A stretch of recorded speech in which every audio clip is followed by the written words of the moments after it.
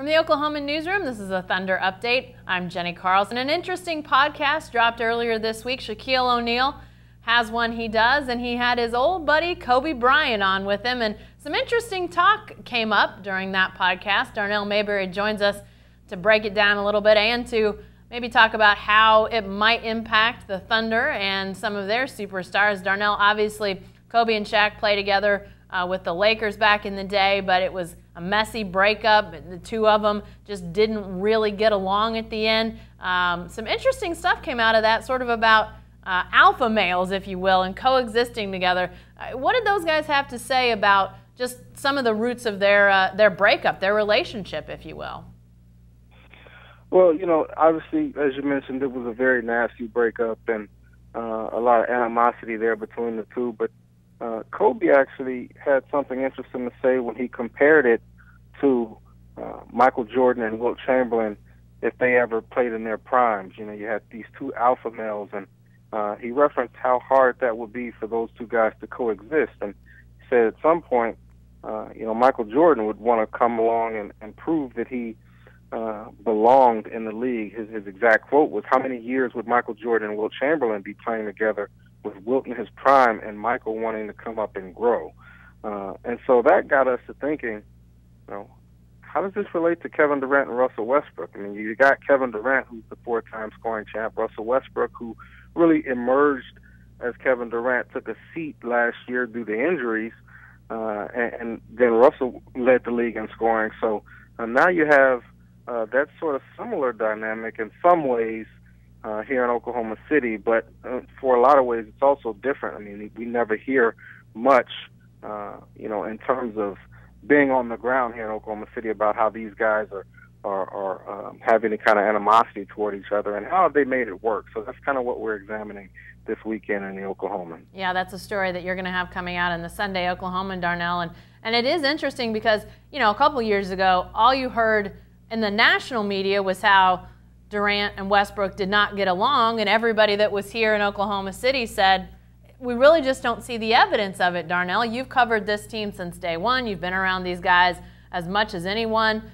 You know, you didn't see it. Of course, you know, they get mad at each other from time to time. It happens amongst teammates. But is there reason to believe that, you know, maybe it would work different with these two? I mean, as you bring up, you know, you're talking about some of the greats of all time, Wilt Chamberlain, you know, Michael Jordan, Kobe Bryant, Shaquille O'Neal, and really having only that one major alpha male on the team at a time. Can it work? Is there reason to think it might be different here with these two guys? Well, the thing that I kind of point to is LeBron James and Dwayne Wade in Miami. You know, going to 4 straight NBA Finals and winning 2 of them.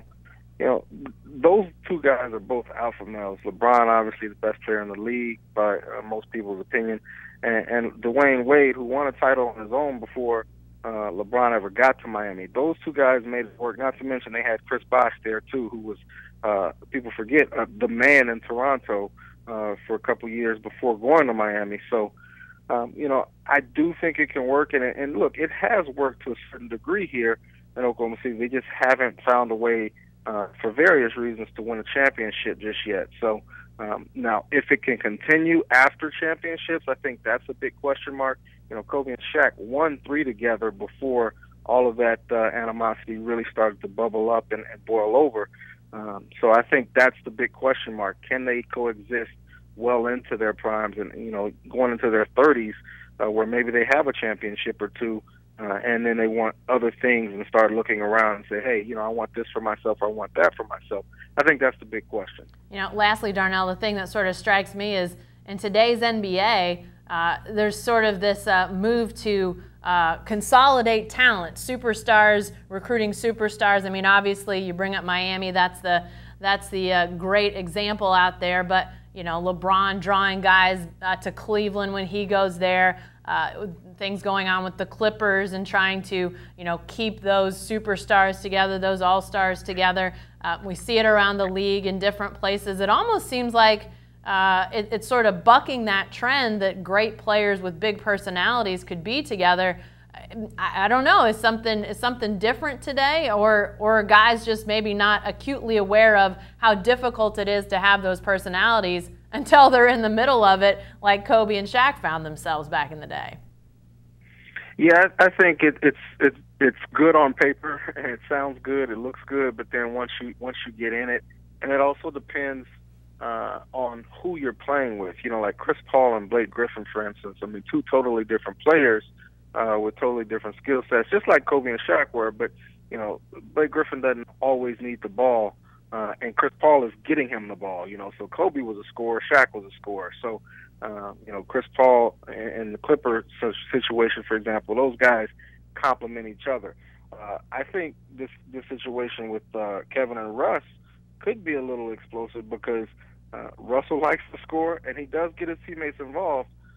You know, he had a career year in terms of assists this year, but you know, Kevin is the league's best scorer. So, you know, with those two guys liking to put the ball in the basket, I think that's when you can have situations that maybe two guys don't coexist as much because you got the similar playing styles. And I think, you know, if you have guys who bring different skill sets, then maybe it can work a little bit better. But when they're similar, so similar in terms of what they want to do, I think that's when it can get a little dicey. Something I know that Thunder fans will be watching as this season gets going here in the next coming months, and as obviously these two continue to play here in Oklahoma City. Check out Darnell Mayberry's story in the Sunday Oklahoman and on News OK, and be sure to stay with the best coverage team anywhere at newsok.com and every day in the Oklahoman.